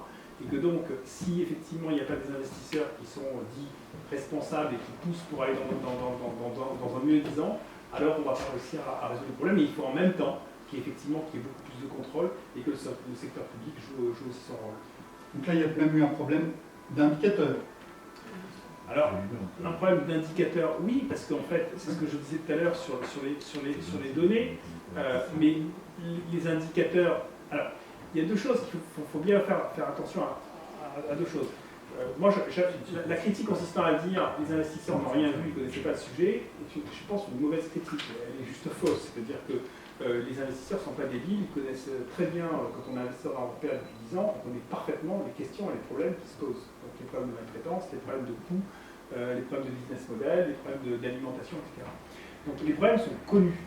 Les engagements, les discussions qu'on avait avec le management d'Orpea depuis plusieurs années étaient des discussions qui nous paraissaient des discussions de bonne qualité. Maintenant, le problème qu'on a aujourd'hui, c'est que les données sont juste des données qui sortent de l'entreprise. Vous n'avez pas de données de l'intérieur. Il y a très peu de lanceurs d'alerte dans les EHPAD, parce que vous savez très bien que les lanceurs d'alerte sont une situation extrêmement difficile dans les EHPAD. À partir du moment où vous lancez une alerte, du moins terminé. Il y a une grande difficulté à avoir des lanceurs d'alerte à l'intérieur. C'est pour ça qu'il a fallu des journalistes qui viennent faire des enquêtes pour essayer de craquer un peu le système. Mais donc voilà, il y a effectivement un problème d'asymétrie d'information qui existe, c'est évident. Ça, c'est juste, je vais dire là-dessus, parce que ça, je crois que c'est très important. Parce qu'on parlait tout à l'heure de l'information, on reboucle sur l'information. Cette information qui vient d'entreprise et qui n'est jamais auditée, en réalité, c'est un énorme problème. Moi, j'avais regardé à l'époque sur les obligations vertes, hein, même Purport, label CBI, je ne sais plus ce que ça veut dire CBI, Philippe Climate Initiative. Climate Initiative, donc avec un label voilà, officiel. J'avais lu les papiers, le CBI dit que non, ils ne font pas d'audit, ils n'ont pas les moyens d'auditer, il écrit noir sur blanc. Hein. Alors il renvoie à une seconde partie opinion, donc un external reviewer, qui dit que lui aussi, non, il n'a pas les moyens d'auditer. Donc on se rend compte qu'on est vraiment sur un formalisme où il y a une donnée qui vient d'entreprise, l'external reviewer dit que oui, il l'a bien reçu, mais coup de tampon en disant il l'a bien reçu, et c'est tout en fait. Hein. Et quand on voit... cette problématique-là existe aussi sur la donnée financière. Oui, tu as raison, tu peux On avoir... a eu les mêmes problèmes sur... Tu as eu des fraudes, sur Andersen, sur toutes les... Je pense que c'est la comptabilité peut être frauduleuse. Tu as raison, mais c'est beaucoup moins, c'est pas pris aussi, c'est pas pris légèrement quand il s'agit de comptabilité financière, alors que là vraiment, ce mécanisme qui est en place, assez, voilà, dans une logique vraiment un peu bon enfant en fait, hein, où il n'y a pas d'audit, il n'y a pas de, il y a pas de vérification, et du coup, à la fin, on tombe sur des trucs comme ça. C'est quand même un problème. C'est beaucoup plus difficile de toute façon de bâtir Bien sûr. les instruments. La comptabilité, on a un cadre Tout à fait. Relativement étroit, même si dedans il y a une infinité de possibilités. Et pour mesurer à la fois le S, le G dans toute cette diversité, le E, c'est le climat, mais si on rajoute la biodiversité. Quels critères? Voilà, la batterie de critères est extrêmement compliquée à mettre en place. Je voudrais qu'on avance pour voir ce qu'il peut y avoir comme... Juste pour qu'on comprenne, je dis ça parce que Orpea avait des notes, donc on appelle le ESG, qui étaient, non mais voilà, parce qu'on l'a pas dit, de très bonne qualité et en progression, et de tout un tas d'agences, etc. Ouais, mais ça, c'est pas la data, c'est l'analyse. C'est la distinction que je faisais tout à l'heure. C'est sur la base déclarative de l'entreprise. Oui, mais c'est parce que l'analyse est de très mauvaise qualité. C'est-à-dire qu'à partir du moment où on passe 2 heures simplement pour donner une note à Orpea, évidemment, on va récupérer tout ce qui sort. Mais je veux dire, il faut bien... je vois les deux, oui. Voilà, je pense qu'il y a quand même un peu de problème au niveau de la qualité de l'analyse. Donc je voudrais même qu'on voit comment est-ce qu'on peut faire pour que cette finance soit éventuellement un peu plus verte. Qu'est-ce qu'il y a comme piste pour progresser? Je voudrais poser la question d'abord à Patricia. Moi, je parlais des fausses bonnes idées. mais aussi les vraies. Non, des vraies. Non, mais voilà, l'objectif, c'est pas d'avoir un discours un peu unifiant, mais une des pistes qu'on a adoptées en France, c'était les labels, par exemple. Philippe en a parlé tout à l'heure, le label ISR. Ça a été une piste qui a été adoptée au milieu des années 2010. En fait, ça datait c'était bien avant ça. La France a été pionnière en 97 avec le label Finansol, donc qui a été un vrai succès pour l'économie sociale et solidaire. En Europe, on a suivi la tendance des labels. Il y a à peu près plus d'une dizaine de labels dans les pays de l'Union européenne pour accréditer, certifier le contenu environnemental de ces investissements. À la base, c'est plutôt une bonne idée le label en fait, parce que c'est ça qui est censé résoudre le problème d'asymétrie d'information. Parce que ce qu'il faut bien voir, c'est que dans ce type de biens particuliers qui sont les biens socialement responsables, donc il y a plusieurs dimensions, c'est compliqué, il y a l'environnement, du social, de la gouvernance.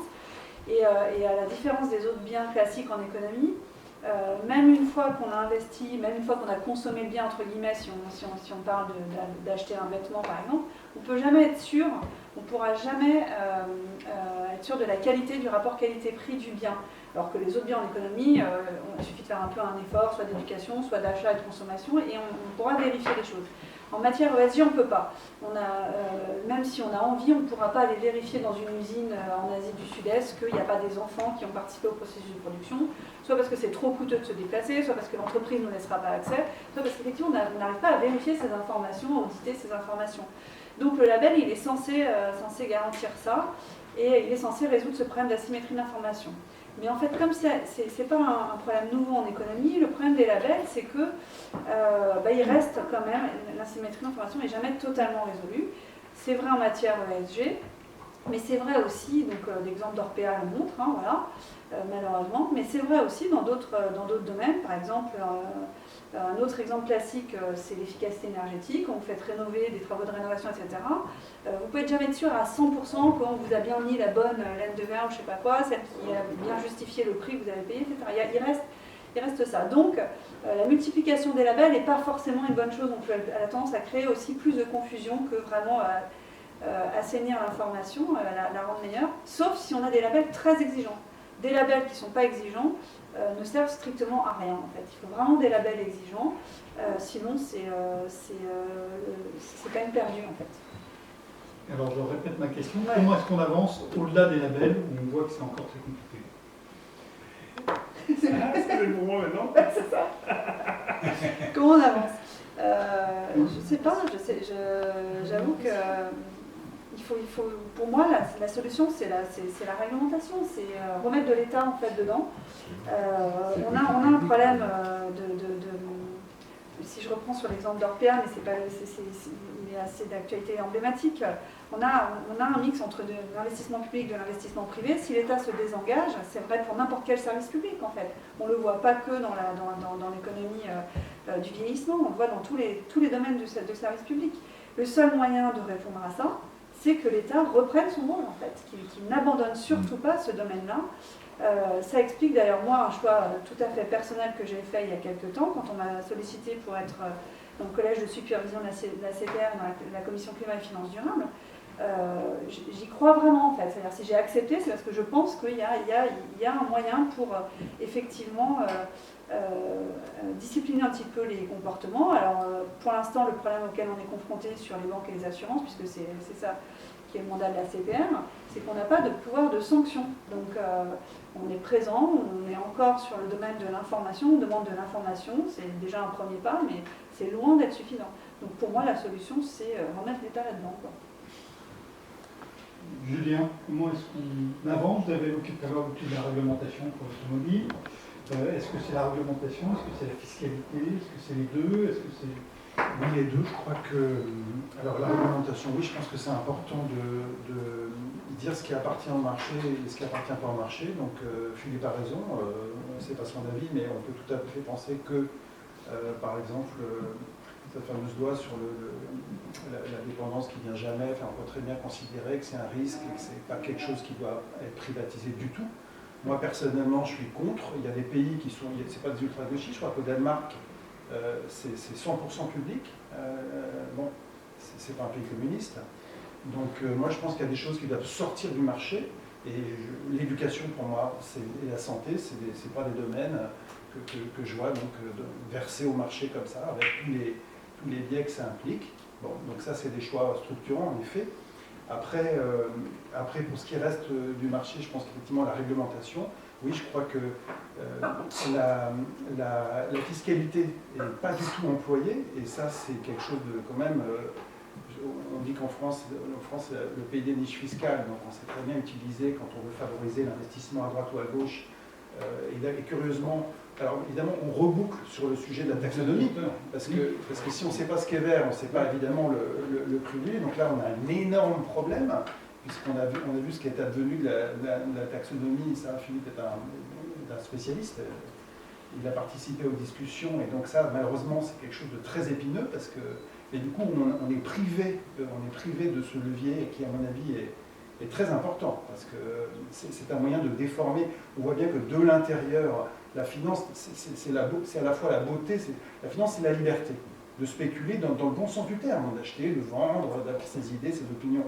Mais donc, à l'extérieur, ce qu'on peut faire, c'est effectivement gérer une fiscalité qui soit favorable, parce que la clé aujourd'hui, c'est d'éviter de produire des actifs bruns, en fait, des actifs financiers qui sont, et des sous-jacents bruns. Donc il faut absolument mettre en place pour les banques des brand penalizing factors. Ça, c'est quelque chose qu'on peut faire très vite, on ne le fait pas. C'est quelque chose qu'on peut faire. Alors les banques demandent des greens, au contraire, évidemment, ils demandent l'option gratuite d'avoir moins d'actifs en face de l'actif vert, c'est pas ce qu'il faut faire. La clé, c'est d'envoyer moins de gaz à effet de serre dans l'atmosphère. Donc c'est pas de rajouter des éoliennes, si je trouve l'idée. C'est plutôt de serrer le robinet des gaz à effet de serre. Bon, non mais je veux dire, c'est ça en fait, hein, c'est quand même ça. Alors bien sûr, on va faire l'un sans l'autre. Voilà, on sera plus à l'aise pour fermer le robinet si on a les éoliennes en face, mais enfin, quand même, le budget carbone, ça parle d'envoyer moins de gaz à effet de serre dans l'atmosphère. C'est quand même ça la clé. Donc ça, on pourrait le faire très, très facilement, on ne le fait pas. Et donc, ça, c'est pour les banques. Et pour, effectivement, la fiscalité sur le type financier, c'est un chantier, il y a quelque chose pour moi, il y a vraiment quelque chose à faire. Mais on reboucle sur le point de la taxonomie et on est dans cette difficulté-là. Philippe. Gaz ou nucléaire, Philippe? Gaz nucléaire. Non, je pense que ce qu'il faut faire, bon, sur la répartition entre ce qui doit être dans le marché et ce qui doit être du rôle de l'État, c'est pas à la finance de décider de ça, c'est à la société de décider de ça. C'est la société, et quand elle est démocratique, c'est mieux, donc c'est à la démocratie de décider de ça. On met certaines choses qui sont du secteur public, et puis le reste est financé par le secteur privé. Et la finance, c'est un outil de financement du secteur privé. Enfin, il y a aussi une finance publique, bien sûr, mais globalement, la finance dont on parle là, c'est le financement de ce qui reste dans le secteur privé. Voilà. Et alors, ensuite, comment est-ce qu'on fait pour que cette finance-là, qui reste dans le secteur privé, soit la plus consciente possible et la plus connectée possible avec l'intérêt général? Parce que c'est ça la question, c'est-à-dire qu'elle ne se déconnecte pas de l'intérêt général.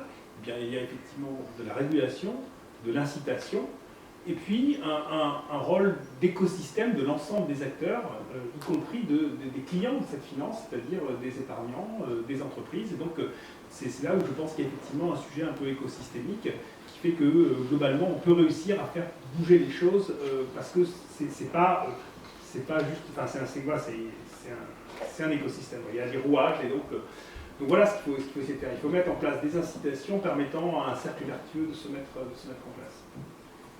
Patricia, pour vous aussi, il y a une notion d'écosystème pour pouvoir avancer est essentielle. Oui, même plus que ça. Pour moi, on est dans un système d'économie politique, en fait, derrière tout ça. Et pour moi, dans l'économie classique, les entreprises, elles sont considérées comme des acteurs purement économiques, et on ne pense pas à leur action politique. Et ça, moi, je m'élève vraiment contre ça. Si je devais avoir un cheval de bataille pour les prochaines années, ça serait celui-là, et ça le sera, d'étudier cette économie politique, de sortir de la responsabilité sociale et environnementale pour passer à la responsabilité politique des entreprises, qui est vraiment la manière de penser ces sujets de bien public, d'intérêt général. Et pour aller dans cette voie-là, il y a deux dimensions. Donc vraiment penser la responsabilité politique de l'entreprise et la questionner et la rendre redevable de ça vis-à-vis de la société civile. Et puis remettre de la démocratie en fait dans l'entreprise. C'est-à-dire que si on veut que, et je suis tout à fait d'accord avec ce que dit Philippe, si on veut que les gens s'emparent du sujet, que la société au sens large s'en empare, il faut que les gens en fait puissent avoir un moyen d'action. Et on a des outils en fait très faciles pour le faire. Associer les salariés à la gouvernance d'entreprise, c'est-à-dire les faire participer vraiment aux décisions d'entreprise, pas uniquement aux décisions opérationnelles, à la négociation collective, etc., comme dans le monde d'avant, mais vraiment les impliquer dans la gouvernance, dans les conseils d'administration, et tous les salariés. C'est vraiment ouvrir ce forum-là. Je pense qu'on se trompe quand on dit... si les gens on va le voir aux prochaines élections, on a tous très peur des résultats, les sondages sont toujours un peu alarmants, etc. Mais si les gens ne s'impliquent pas dans le débat politique, c'est que déjà au quotidien, ils ne sont pas impliqués en fait dans leur entreprise, ou très peu. Et donc la démocratie, ça commence dans son activité quotidienne, quoi. Donc la responsabilité politique de l'entreprise, c'est aussi ça, c'est aussi remettre les salariés un peu au centre de la décision. Pour terminer, j'ai parlé de Friedman tout à l'heure, il n'y a pas que les actionnaires qui investissent à risque dans l'entreprise, les salariés aussi ils investissent à risque. La théorie du capital humain de Gary Becker, qui n'est pas réputée pour être un altermondialiste, dit que l'investissement au capital humain, c'est un investissement risqué, donc ils sont une partie prenante légitime dans la gouvernance. Je rappelle que vous avez écrit aussi un livre sur la participation des salariés. Bien, à vous de poser vos questions, vos interrogations, vos doutes, vos applaudissements, vos indignations. Micro, peut-être.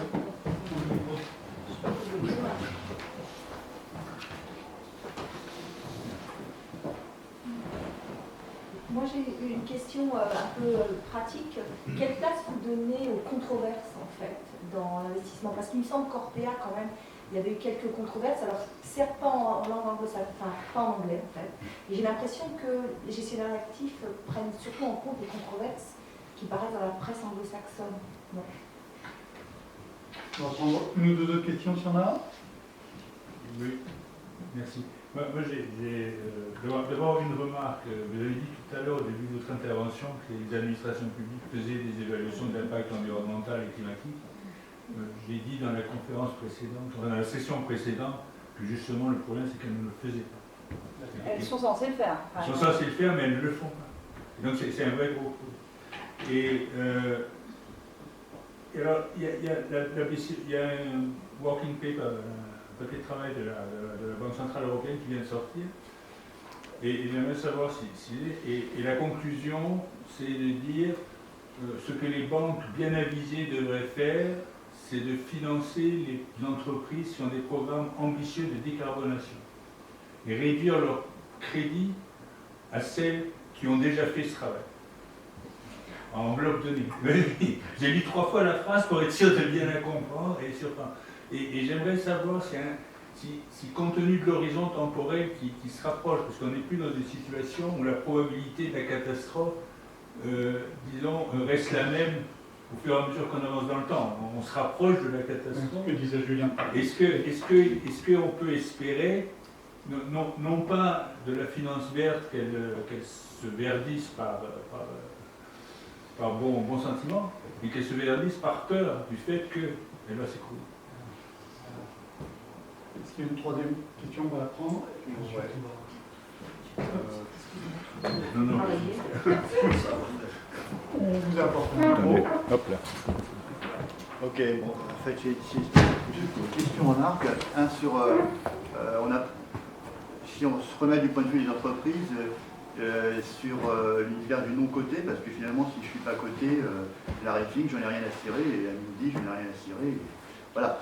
Alors, ou alors, il faudrait m'expliquer, est-ce qu'il y a un private equity vert et est-ce qu'il y a des LBO verts? J'ai pas tellement l'impression qu'il y a des choses de ce côté-là qui sont très claires. Et puis, deuxième petite remarque, mais ça renvoie au rôle de la réglementation. C'est vraiment désinvestir dans les fossiles. Il y a beaucoup de projets de réalisation sur désinvestir dans les fossiles. Mais il faut juste penser que dans ce cas-là, on rend les actifs fossiles pas chers ou à valeur très faible. Et à ce moment-là, vous avez des petits malins qui vont acheter ça à prix cassé. Et vous avez un monsieur qui joue un rôle important dans les médias français, qui s'appelle M. Kretinsky, qui a fait fortune comme ça. Il faut penser à ce genre d'effet pervers. Et ça renvoie finalement à l'idée que la finance est un rôle d'incitation ou désincitation. Et finalement, les vrais changements structurels de l'économie, ils viennent peut-être pas de là, ils viennent peut-être beaucoup plus des questions de réglementation et d'interdiction. Voilà. Oui, alors sur ce dernier point, sur ce dernier point, vous avez absolument raison. D'ailleurs, Philippe l'a dit tout à l'heure, il a mentionné que Mirova n'investissait pas dans le secteur pétrolier depuis des années. Et là, justement, on touche un petit peu à l'origine de l'instrument 65 qui procédait par exclusion. Et effectivement, ce n'est pas du tout la panacée. Alors, on peut très bien, c'est tout à fait légitime, on a tout à fait le droit de ne pas avoir envie, avec son argent, de financer le développement des explorations pétrolières de Total dans l'Arctique, etc. C'est tout à fait légitime. Mais par contre, en termes, puisqu'il faut raisonner toujours en finance en termes systémiques, ce que Philippe, directeur général numéro 1, ne fait pas, un autre le fait, bien entendu. Et là, je vous lis, j'avais prévu ça parce que je trouve c'est intéressant. Je cite M. Pouyanné. « Je n'ai aucun problème à financer notre business en Afrique, parce qu'on me fait le reproche de développer en Afrique. Si les banques françaises, il parle des banques, mais on pourrait parler d'investisseurs, c'est exactement la même chose. Si les banques françaises ne veulent pas, nous trouverons une autre banque. Le monde est grand, il y a plein de banques américaines, japonaises, ne vous inquiétez pas, c'est un bon business, et comme vous avez un bon business, vous trouvez des banquiers. » Eh bien, on peut dire exemple, là, le mot banquier, on peut le remplacer par investisseur. Et donc, s'il n'y a pas Mirova, vous ne vous inquiétez pas. Et d'ailleurs, je montre aujourd'hui, il y a des hedge funds qui se montent et qui vous avez parlé de Kretinsky, vous avez raison. Il y en a évidemment, alors s'il y a des prix cassés, ne vous inquiétez pas, il y a des fonds qui bident c'est pour ça, c'est la première limite. La deuxième limite, sans doute, c'est que si Philippe n'investit pas dans les pétroliers, il investit dans des institutions financières qui financent les pétroliers. Dans les fonds Mirova, il y a des institutions financières, assureurs et banques, qui, elles, financent les pétroliers. Donc, au deuxième ordre, on récupère quand même cette exposition-là qu'on ne veut pas. Mais bon, ça, c'est un point quand même qui est tout à fait valable et très profond, parce que le marché, c'est un système. Et donc, vous voyez, on parlait de règles. Eh bien, s'il n'y a pas de règles, s'il n'y a pas une règle qui s'impose à tous, eh bien, ça permet exactement ce que vous dites. Donc, c'est une vraie limite. C'est bien de dire, Julien, là, et enfin, si on le creuse un tout petit peu, d'un point de vue un peu académique, est évidemment bourré de contradictions, en fait. Je ne sais pas si vous le sentez, mais c'est-à-dire que d'un côté, on dit que le marché, c'est horrible, et le marché nous pousse vers la catastrophe, et donc les acteurs du marché sont des agents qui ont une puissance très très forte, etc. Et à l'inverse, quand il y a des acteurs dans ce marché-là qui décident de ne plus investir sur le pétrolier, et là on dit, ah ben non, finalement, de toute façon, ils n'ont aucun rôle, ils ne servent à rien, leur impact est complètement négligeable. Si, c'est ça en gros, c'est dire, l'exclusion ne sert à rien. Dire l'exclusion ne sert à rien, c'est-à-dire quand je désinvestis d'un titre, je ne veux pas tout seul, mais quand il y a énormément d'investisseurs qui se mettent à désinvestir du pétrole ou du charbon, dire qu'ils n'ont pas d'impact sur le marché, ça veut dire que le marché ne fonctionne pas. On ne peut pas à la fois d'un côté dire que le marché nous emmène dans le mur, et quand vous avez tout un tas d'investisseurs qui ont un comportement vertueux dans ce marché, dire que ça ne fonctionne pas. C'est une question de seuil. C'est une question de seuil. Ah, c'est une question de seuil. Alors là, c'est différent. C'est une question de seuil. C'est de dire à partir de quel moment, effectivement, quel est le niveau de désinvestissement qui est souhaitable pour que ça fonctionne. Ça, c'est différent. Et là, effectivement, on rétablit effectivement probablement la bonne discussion.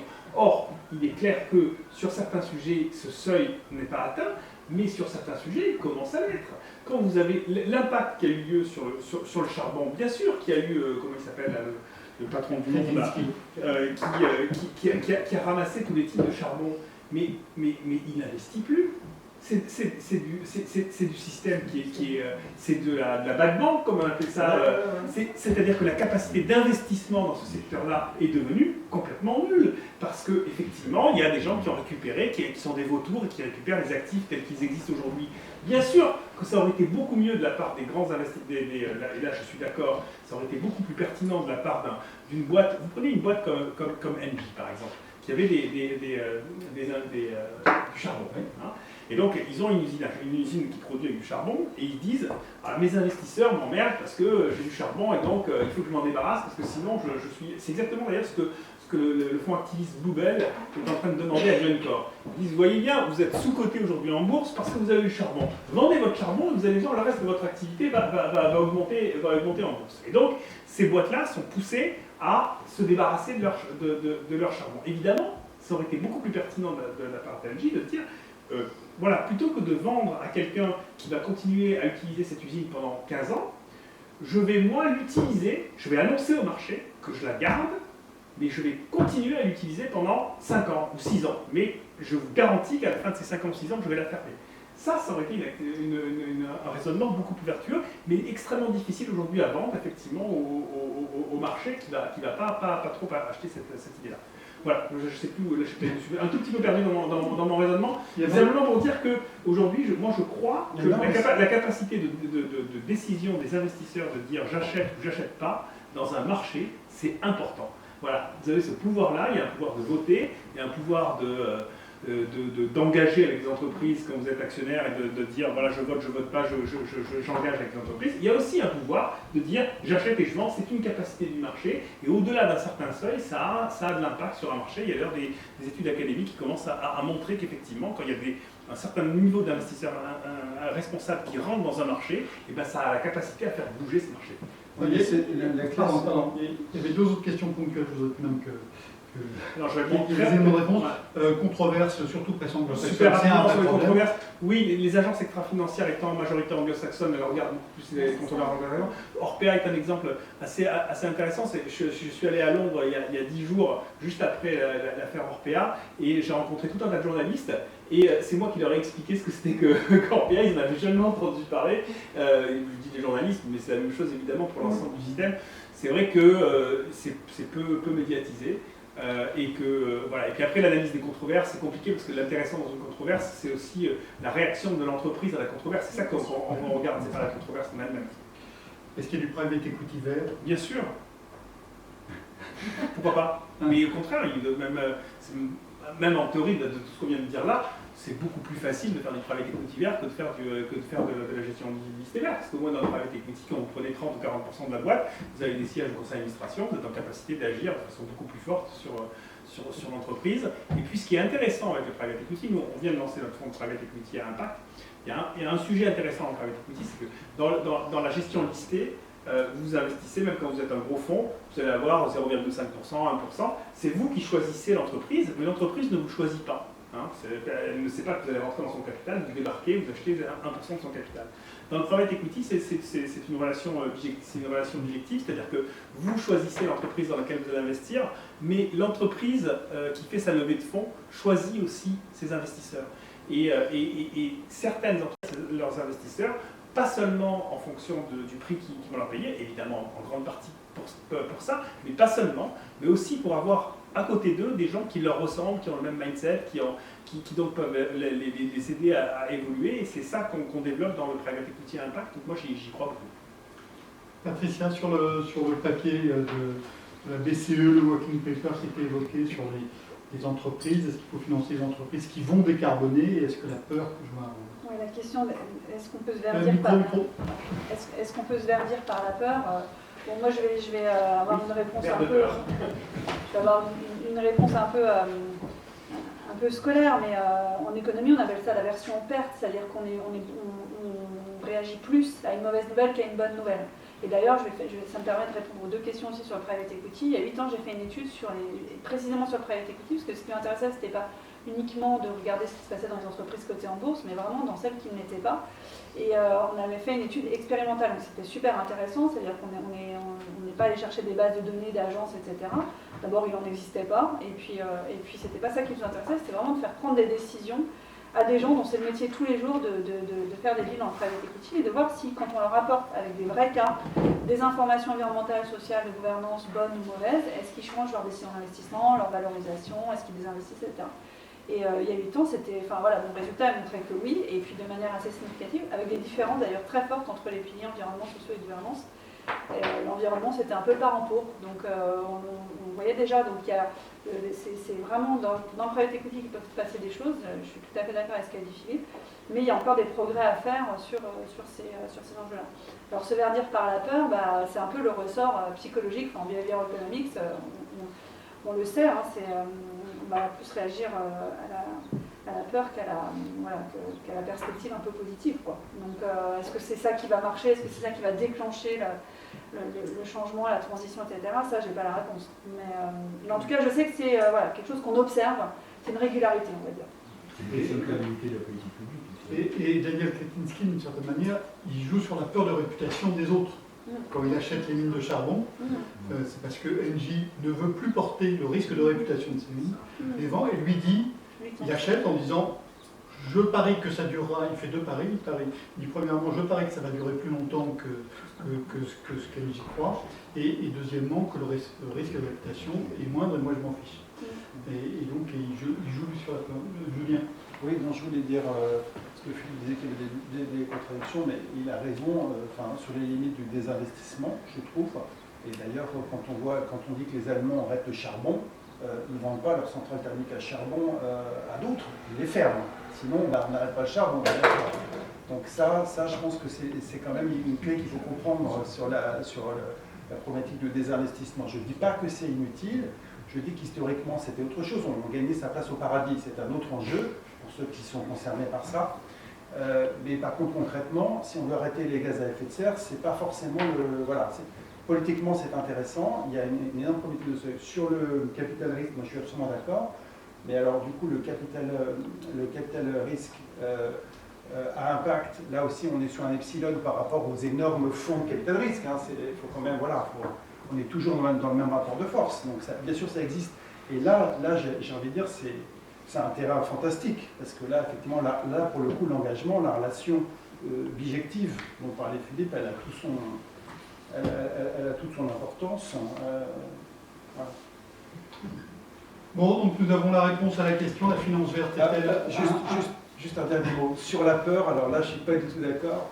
Alors là, c'était le mot de McCartney sur la tragédie des horizons. Non, je crois que les gens, malheureusement, n'ont pas peur, n'ont pas assez peur. C'est beaucoup trop lointain et abstrait, malheureusement. Hein, on nous dit que c'est plus 40 degrés aujourd'hui en Arctique, en Antarctique, pardon. Mais c'est très loin de nous, l'Antarctique, quand même. Hein. Et donc là, la peur, oui, théoriquement, oui, mais malheureusement, on voit que ça marche très mal. La responsabilité fiduciaire peut finir par jouer, en particulier aux États-Unis. Bon, donc nous avons quasiment répondu à la question, la finance verte est-elle un oxymore assez largement, mais peut-être pas complètement, et ça pourrait changer à l'avenir. Donc beaucoup de greenwashing, la rentabilité, il faudra y revenir. asymétrie d'information absolument essentielle et aussi problème à régler. Et enfin, un appel à une action publique plus importante, dont il nous a été expliqué dans la table ronde précédente qu'elle était assez largement absente. Je vous souhaite plein de raisons d'espérer. Merci à tous. Merci.